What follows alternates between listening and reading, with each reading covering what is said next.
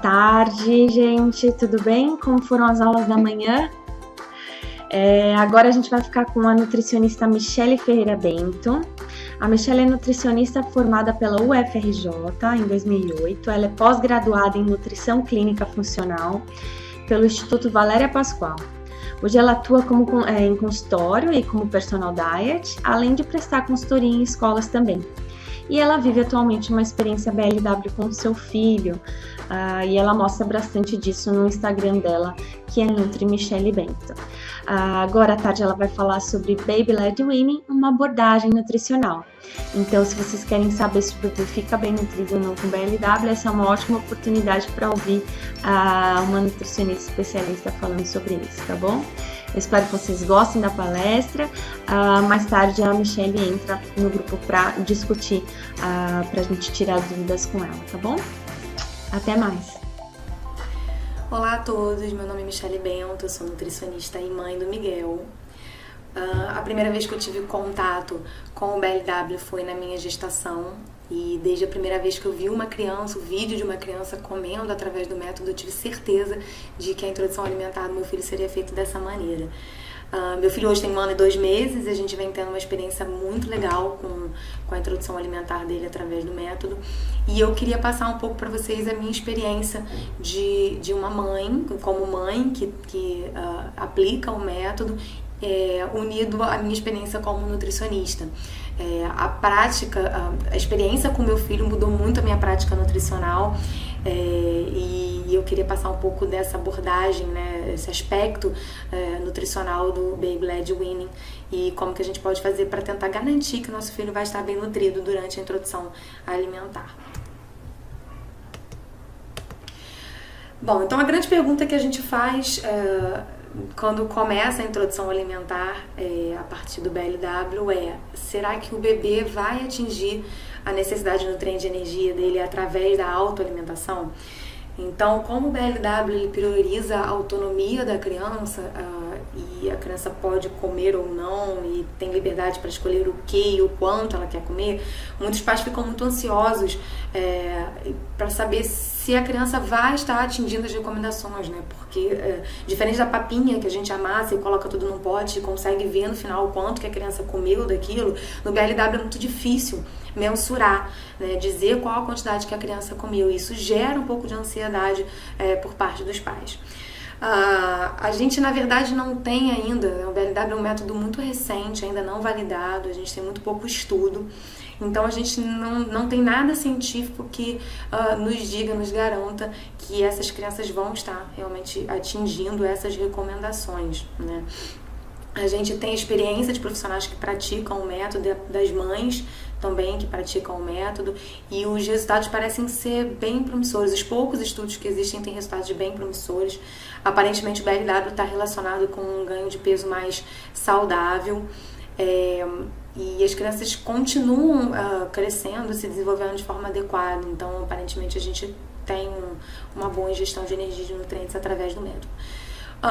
Esse período dos 2 primeiros anos de vida da criança é um período de crescimento muito rápido, né? O corpo está em franco desenvolvimento e a gente acaba tendo uma demanda de nutriente muito grande, não só para manutenção das funções corporais, mas também para criação de tecidos de uma forma geral. Então a gente tem criação de pele, de osso, os órgãos que estão crescendo, o sangue se expandindo, e isso tudo demanda uma quantidade de nutrientes muito grande, né? Então a criança está em risco de desenvolver algumas carências nutricionais. A anemia é uma dessas carências nutricionais, é uma das principais carências nutricionais, né? Já que o corpo está crescendo, a expansão sanguínea nesse período é muito grande também. E o ferro faz parte das hemoglobinas, né, que são células do sangue, então a gente tem uma necessidade aumentada de ferro dessas crianças, né? E é justamente por isso que a gente precisa iniciar a introdução alimentar a partir dos 6 meses dessa criança, né? A OMS recomenda que a gente não postergue a introdução alimentar para além dos 6 meses, porque nesse período começa a ficar muito difícil para a criança retirar do leite materno todas as necessidades de caloria e de alguns nutrientes, entre eles o ferro, que precisa, né, para o seu desenvolvimento saudável. Então a gente inicia a introdução alimentar, alimentação complementar a partir dos 6 meses da criança. Então, apesar da gente não conseguir mensurar, quantificar o quanto que a criança está comendo através do BLW, a gente sabe que aparentemente essas crianças têm escolhas mais saudáveis, né? Com base, né, nessa questão toda da autonomia que a gente dá para essa criança, de escolher o que e o quanto ela quer comer, de ser um método de introdução alimentar mais natural, né, em que a criança se diverte ao mesmo tempo que come, ela tende a ter essas escolhas mais saudáveis e um mecanismo de autorregulação de fome e saciedade melhor. E isso parece estar relacionado com o menor risco de desenvolver sobrepeso e obesidade. E aí, imagina, no cenário que a gente vive hoje mundial, de uma epidemia mundial de obesidade, é muito interessante a gente descobrir um método de introdução alimentar que faz com que essas crianças cresçam num menor risco de desenvolver esse ganho de peso excessivo. A gente ainda não tem estudo a longo prazo acompanhando essas crianças que passaram pelo método de introdução alimentar BLW e vendo como elas se tornam na vida adulta, né? Se elas realmente vão ter menos obesidade e sobrepeso. Mas parece que essa melhora do mecanismo de autorregulação que o BLW oferece para essas crianças está associada a esse menor risco de desenvolver um sobrepeso e obesidade, o que é ótimo, né? E aí, independente do método que a gente está seguindo, seja no BLW ou o método tradicional, é importante acompanhar o ganho de peso dessa criança, saber se ela está ganhando peso de uma forma contínua e crescente, né? E se ela está se desenvolvendo tanto esperado, para a gente ter certeza de que ela está atingindo as recomendações. Então, acompanhar a curva de crescimento da criança é a melhor forma de saber se ela está recebendo pela alimentação tudo que ela precisa, né? A curva de crescimento e os marcos de desenvolvimento dessa criança. Em relação aos requerimentos nutricionais, eu vou falar aqui dos nutrientes que a gente vai ter maior preocupação, né? Todos os nutrientes são importantes, todas as vitaminas, todos os minerais, todos os macronutrientes, mas a gente vai falar especificamente de alguns em que o risco de não atingir as recomendações é maior, né? Começando pela proteína. A gente acabou de ver que nesse período a gente está tendo um desenvolvimento, um crescimento de tecido muito grande, e todos os tecidos do nosso corpo são formados por proteína, né? Então, para a gente ter crescimento de pele, de órgãos, de sangue, a gente precisa... a gente tem uma demanda de proteína muito grande nesse período, né? Então a gente precisa atingir essa recomendação. Só para ter uma ideia, a necessidade de proteína de uma criança nesses 2 primeiros anos de vida chega a ser proporcionalmente ao peso dessa criança 3 vezes maior do que a necessidade de uma criança mais velha ou num adulto. Então é realmente uma necessidade de proteína consideravelmente alta, né? As gorduras têm uma participação importante na introdução alimentar, porque as gorduras elas têm uma densidade energética muito alta. Só para ter uma ideia, enquanto proteína e carboidrato oferecem 4 calorias por cada grama, a gordura oferece 9 calorias por cada grama. Então a densidade energética da gordura é muito alta. Isso é particularmente importante nessas crianças de até 2 anos de idade, porque elas têm uma capacidade gástrica, o estômago delas é muito pequeno, né? Uma capacidade gástrica muito pequena. E elas têm uma necessidade calórica muito alta. Então, se a gente tem um alimento que oferece quantidades maiores, mais concentradas de caloria, a gente pode garantir que essa criança está recebendo as calorias que ela precisa no menor volume de comida. Então, isso é bem interessante nesse período. Os minerais, para a gente saber a importância dos minerais, eu vou dar 2 exemplos aqui. O ferro, que a gente já falou, né, por conta do crescimento da expansão sanguínea, e o cálcio, né, já que o osso está crescendo, se desenvolvendo bem nesse período. Então são 2 nutrientes que a gente consegue ver claramente a importância dos minerais nessa fase. E eu chamo a atenção aqui da vitamina A e da vitamina C, porque são 2 vitaminas que, em geral, essas crianças não conseguem atingir a recomendação. Então a gente vai falar um pouquinho especificamente delas. Eu trouxe aqui essa tabelinha que fala das recomendações de caloria para cada quilo de peso por dia, tá? E aí, só para fazer um comparativo, se a gente pegar aqui essa recomendação para as crianças de 6 a 9 meses de idade, né, são 110 calorias por cada quilo de peso por dia, e extrapolar isso para um adulto de 70 quilos, a gente chega num valor de 7.700 calorias por dia. Então dá para ter uma ideia de como a necessidade energética dessa criança para manter esse desenvolvimento é grande. Como é que a gente vai oferecer então o alimento nesse período? Primeiro a gente tem que entender que a substituição do leite materno ou da fórmula pelos alimentos, ela deve ser progressiva e gradual, né? Então, não é exatamente aos 6 meses de idade que a criança já vai começar a consumir uma quantidade de alimento que atinja todas as necessidades dela, né? A gente vai fazendo ao longo desses primeiros 6 meses de introdução alimentar, a gente vai fazendo um aumento da quantidade, da participação do alimento nas necessidades nutricionais da criança, e vai diminuindo o leite materno. O leite materno continua sendo o principal alimento até 1 ano de idade, e aí por volta de 1 ano de idade a gente começa a ter o alimento com uma maior participação em relação ao leite materno. Então essa mudança é bem gradual e ela acontece ao longo desses primeiros 6 meses de complementação alimentar. E aí no segundo ano de vida o alimento passa a ter uma participação maior, mas o leite materno, a fórmula continuam sendo importantes, né? Principalmente o leite materno continua sendo importante. Pensando em BLW, a gente tem que ter a preocupação de oferecer um formato e uma textura apropriada para cada fase de desenvolvimento neuromotor, né? Então a gente tem uma criança que no início da alimentação complementar só consegue agarrar o alimento e leva esse alimento com uma certa dificuldade à boca. Por volta dos 9 meses de idade ela já começa a fazer um movimento de pinça, já tem mais habilidade motor, então a gente já consegue mudar um pouco o formato, diminuir um pouco o formato desse alimento, melhorar um pouco, deixar uma textura um pouquinho diferente, porque essa criança já aprendeu a mastigar, de repente já tem um pouquinho mais de dente, então a gente vai oferecendo formato e textura apropriada a cada fase de desenvolvimento. Oferecer alimentos adequados à faixa etária, então nesse período de introdução alimentar, né, dos 6 meses aos 2 anos de idade, a gente oferece uma alimentação com pouco ou nenhum sal, com nenhum açúcar, né? A gente não oferece alimentos açucarados para essas crianças. A gente precisa oferecer variedade, porque sempre que a gente oferece variedade, isso significa que a gente está dando uma gama de nutrientes maior, né?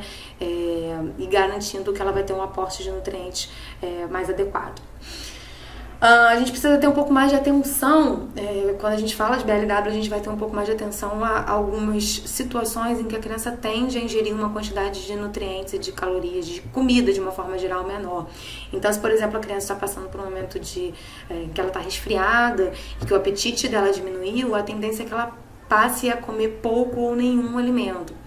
Então, talvez valha a pena os pais, os cuidadores dessa criança avaliarem se não é o caso de somente nesse período fazer um pouco mais de intervenção na alimentação dessa criança, não dar 100% de autonomia para ela, para tentar garantir que ela ingira alguma coisa de comida. Então a gente pode nesse período amassar alguma parte do alimento, oferecer na colher, ou incentivar verbalmente um pouco mais essa criança, sem coagir sempre, para que ela ingira uma quantidade maior de nutrientes nesse período em que ela até necessita mais nutrientes, mas tende a comer menos porque passa a ter menos apetite. Quais são, então, os alimentos que vão fornecer energia para essas crianças, né? A gente tem primeiro aqueles que são fontes de carboidrato. O carboidrato é importante porque é do carboidrato que a gente vai retirar a glicose, que é o principal nutriente para o cérebro, tá? Que é o nutriente do cérebro. Então, para um bom desenvolvimento neurológico, a gente precisa ter esse tipo de energia. E o carboidrato é uma fonte de energia rápida, né? Então, a gente precisa oferecer uma quantidade de carboidrato adequada para essas crianças. As fontes de carboidrato, então, a gente tem aqui, citando algumas, o arroz, aveia, trigo, todos os tipos de batata, inhame e aipim. A gordura, como a gente já falou, é importante porque fornece uma densidade energética alta, então para a gente garantir um aporte de caloria maior, a gente pode oferecer os alimentos de fonte de gordura. Então, aqui citando alguns exemplos, a gente pode colocar o azeite de oliva extra virgem, finalizando o prato, né? Então sobre a comida dessa criança. A gente pode usar o óleo de coco em algumas preparações, oferecer o abacate, que é um alimento bem rico nutricionalmente, não só por conta da gordura, mas por conta de todas as vitaminas e minerais que ele possui. A proteína, né? Então, a gente já falou que a proteína é muito importante, porque é ela que vai ajudar na síntese de tecidos no nosso corpo. Agora, a gente vai aprender que existem 2 tipos de proteína, né? A gente tem aquelas proteínas que têm um alto valor biológico, né? Então, que vão estar bem biodisponíveis para serem utilizadas nessa formação de tecidos. E a gente tem algumas fontes de proteína que, apesar de terem uma quantidade grande de proteína, tem um aminoácido limitante. O que são aminoácidos? Aminoácidos são pequenos pedacinhos de proteína, né? São pedacinhos que formam uma proteína. E a gente tem alguns aminoácidos que o nosso corpo não consegue produzir, então a gente precisa fornecer através da alimentação. Os feijões e as outras leguminosas, né? Lentilha, grão de bico, têm um aminoácido limitante. Mas a gente consegue complementar essas fontes de proteína se a gente oferecer junto um cereal. Então aqui eu tô falando, essa combinação de cereal e leguminosa, eu tô falando do famoso arroz e feijão, né? Que a gente sabe que é uma combinação perfeita, mas muita gente não sabe por quê. Então é porque o cereal completa o feijão no sentido de torná-lo uma proteína de alto valor biológico. Então a gente favorece ainda mais o crescimento. O ferro é a grande preocupação desse período de introdução alimentar por conta do risco de desenvolver anemia dessas crianças, né, já que o volume sanguíneo está em franca expansão. E a gente também tem 2 tipos de ferro na nossa alimentação. A gente tem o ferro tipo M, que é o ferro que está no sangue. Tá? Então, basicamente, alimentos que têm sangue são alimentos ricos em ferro M. O fígado é uma grande fonte, as vísceras de uma forma geral, e todas as carnes, né? Incluindo o peixe, o frango, o boi, o porco, todos eles são fonte de ferro M. E a gente tem o ferro não M. Esse ferro não M, ele precisa de alguma ajudinha para ser absorvido, né? Então ele não é tão bem biodisponível, não tão bem absorvido. Entre as fontes de ferro M a gente tem gema de ovo, as leguminosas a gente já viu, né? São os feijões, lentilha, grão de bico. Os vegetais verdes escuros de uma forma geral, né? Brócolis, chicória, folha de beterraba, agrião. E as farinhas fortificadas, né? No Brasil a gente tem a farinha de trigo enriquecida com ferro e ácido fólico. Para a gente diminuir, para a gente melhorar a absorção, a biodisponibilidade de ferro não M, a gente precisa primeiro diminuir o conteúdo de ácido fítico dos alimentos, e aí a importância de deixar o arroz integral e as leguminosas de uma forma geral de molho de um dia para o outro, né? Então pelo menos 8 horas de molho. Então, a gente coloca, por exemplo, o feijão de molho em água, deixa até o dia seguinte a gente descarta essa água, que vai levar junto parte desse ácido fítico, e aí a gente cozinha esse alimento. E a gente precisa ter a preocupação de aumentar a absorção, a biodisponibilidade desse ferro M através da vitamina C. E aí a gente vai fazer isso incluindo as frutas fontes de vitamina C, a gente vai ver um pouco mais à frente quais são, como sobremesa no almoço e no jantar dessas crianças, né? Então todas as refeições que tiverem as fontes de ferro não M, a gente coloca junto a fonte de vitamina C. O leite de vaca, ele é um alimento que a gente não oferece, a gente não recomenda antes de 1 ano de idade. E uma das questões do leite de vaca para a gente não recomendar a oferta antes de 1 ano de idade é que ele diminui muito a absorção do ferro e ele está muito relacionado ao maior risco de desenvolver anemia. Então, o leite de vaca a gente não vai oferecer até 1 ano de idade. E seus derivados também. Aqui tem uma tabela só mostrando, só para ilustrar mesmo, né, mostrando que as vísceras têm uma quantidade muito grande de ferro, mas as carnes também, todos com alta biodisponibilidade. A gente tem alguns aqui com baixa biodisponibilidade. O leite humano tem uma biodisponibilidade excepcional, né? Então é um tipo de ferro que é muito bem absorvido, tá? E que a gente tem de verduras e frutas com média a baixa, alguns com alta biodisponibilidade, vai depender do alimento. Mas de uma forma geral, esses alimentos são de média a baixa biodisponibilidade. A necessidade de ferro de uma criança de 7 a 11 meses, então ali no início da alimentação complementar, é de 11 miligramas por dia. E aí é que eu trouxe uma tabela que tem algumas porções que são mais adequadas a essa faixa etária, né? Só para a gente ver qual é a quantidade de ferro que tem em cada uma delas. Então, o fígado bovino, uma porção de 68 gramas, seria a quantidade que talvez uma criança comesse ao longo do dia todo, já tem 4,4 miligramas, então é uma quantidade bem razoável. A carne bovina, num pedaço de 50 gramas, tem 0,9, tem aqui a salsa também, que apesar da quantidade ser muito pequena, a gente vê que tem uma quantidade razoável de ferro, né? Então, esses temperos verdes têm uma quantidade boa de ferro, então vale a pena a gente temperar a comida das crianças com esses temperos verdes. Tem o feijão, o grande bico, né? Aqui só chamando a atenção, o leite materno em 1 litro tem entre 0,5 e 1 miligrama, então ele vai continuar tendo uma participação importante no ferro dessa criança. E a Sociedade Brasileira de Pediatria recomenda que, se a criança use outro tipo de leite que não o leite materno, que ela ingira no máximo 500 ml ao dia e que seja adicionado de cereais e frutas para enriquecer esse leite. Outros nutrientes em risco, a gente tem aqui o cálcio, que a gente vai ter na alimentação dessa criança através do leite materno, leite artificial, lembrando que o leite artificial deve ficar longe das grandes refeições para não atrapalhar a absorção de ferro. Os vegetais verdes escuros, grão de bico é uma boa fonte, o leite de vaca e os derivados vão ser fonte, mas só a partir de 1 ano de idade. O zinco nas carnes em geral, germe de trigo, farelo de trigo, gema de ovo, vitamina C nas frutas cítricas, basicamente, laranja, tangerina, abacaxi, são essas frutas que a gente vai oferecer como sobremesa para melhorar a absorção de ferro do almoço e do jantar.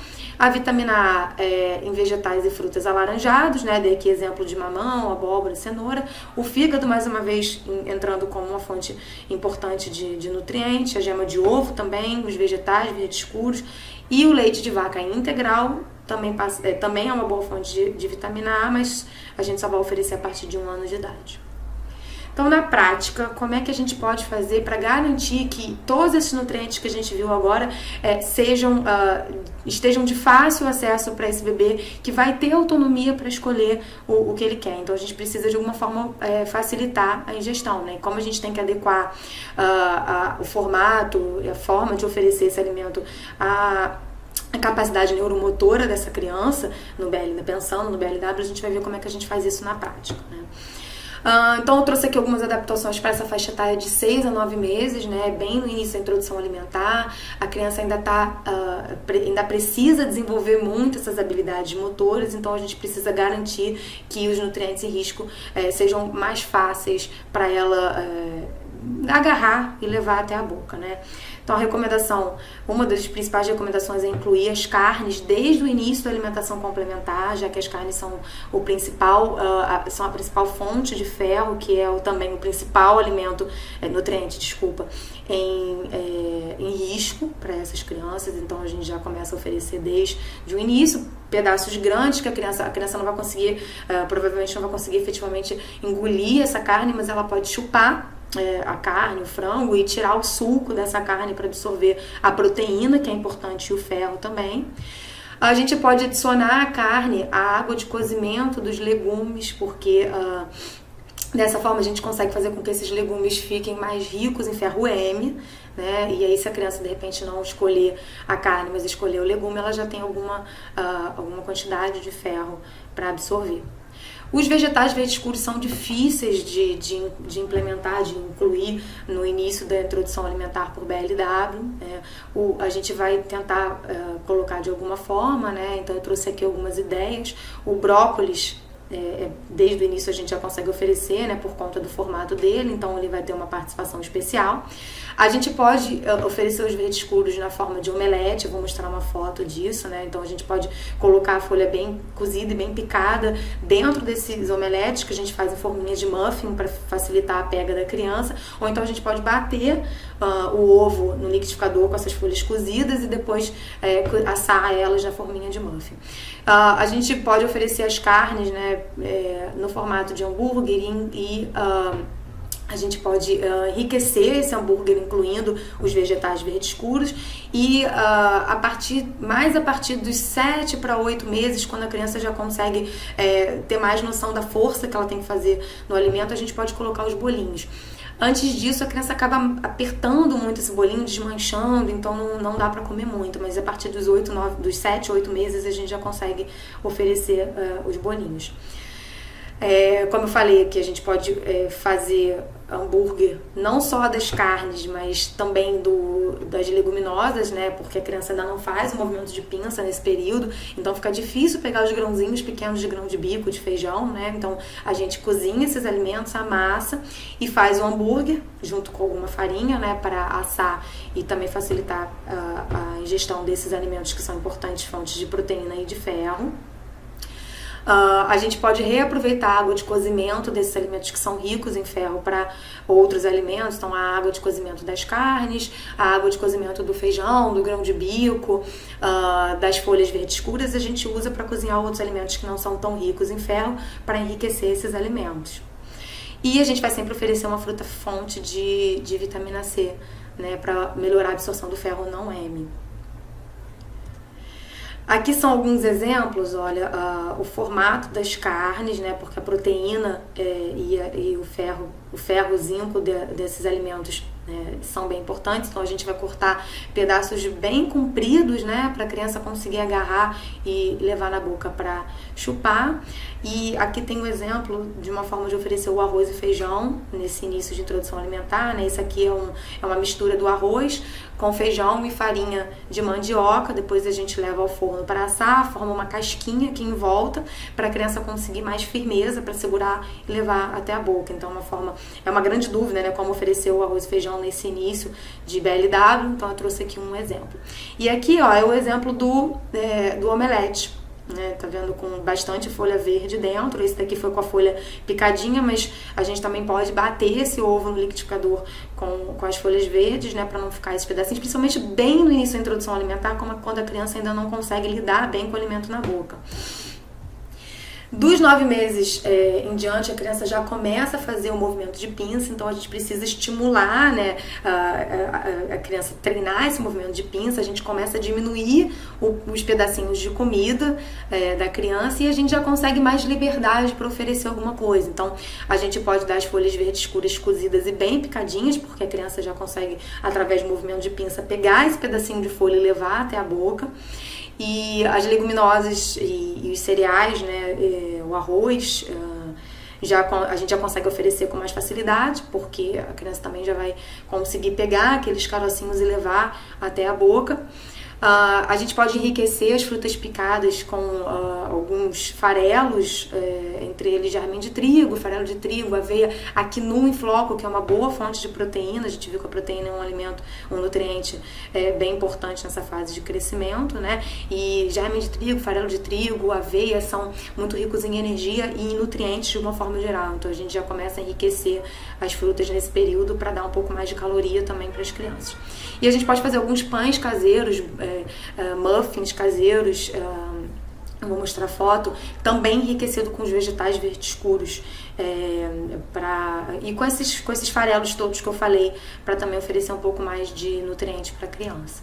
Então aqui tem um exemplo, ó, isso aqui é um muffin de couve. Então, excelente fonte de ferro. A gente tem a farinha de trigo enriquecida com ferro e a gente tem a couve, né?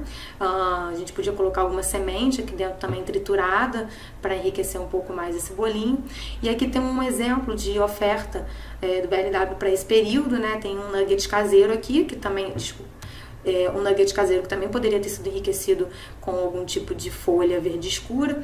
A gente consegue ver aqui, ó, que as leguminosas já vão poder ser incluídas, porque a criança já consegue fazer um movimento de pinça para pegar esses alimentos, e a gente diminui já o formato dos legumes. Dos 12 aos 24 meses já começa a ficar bem mais fácil, né? Durante esse período a gente já começa, pode começar, desde que a criança se mostre preparada, a gente já começa a iniciar o uso dos talheres, e aí com o uso do talher a gente já fica com mais liberdade de oferta para essas crianças, tá? A partir de 1 ano de idade, a recomendação do Ministério da Saúde é que a criança coma a mesma comida da família. Na verdade, através do BLW, a gente já tem a oportunidade de oferecer a mesma comida da família antes, né? Mas com algumas pequenas adaptações. Com 1 ano de idade, a criança já tem habilidades motoras que permitem que ela coma a mesma comida da família com muito pouca adaptação ou nenhuma adaptação. Nesse período a gente já pode introduzir o leite de vaca e os derivados como uma fonte de cálcio a mais para essas crianças, né? E uma fonte de gordura também, né? O leite de vaca é rico em gordura saturada, então também vai ser uma forma da gente oferecer um pouco mais de valor calórico para essas crianças. E o Ministério da Saúde recomenda que a gente já passe a incluir, né, porque antes, até 1 ano de idade, os lanches são basicamente frutas, né, mas aí a partir de 1 ano de idade a gente, como a alimentação vai ter um pouco mais de participação no valor calórico, no valor energético da dieta dessas crianças, a gente já passa a incluir cereais e tubérculos nas pequenas refeições. Então a gente pode colocar um pão, né, de preferência um pão caseiro no café da manhã, a gente pode colocar uma tapioca no lanche, biscoitos feitos em casa também, para oferecer um pouco mais de energia para essas crianças e atingir as recomendações para um ganho de peso adequado. Tá? Eu gostaria de agradecer a todos que estão assistindo agora. É uma oportunidade muito enriquecedora participar desse congresso maravilhoso, trazer informação para vocês. Eu espero que a minha palestra tenha trazido ideias legais e que vocês possam colocar isso em prática, né? Tenho certeza de que o BLW é um método sensacional de introdução alimentar, que a criança consegue apreciar, né? E o mais importante na introdução alimentar é que ela seja feita de uma maneira agradável, né? Para que a criança crie uma boa relação com a comida, goste de comer, né? E eu acho que o BLW tem tudo isso para oferecer. Então agradeço mais uma vez, obrigada.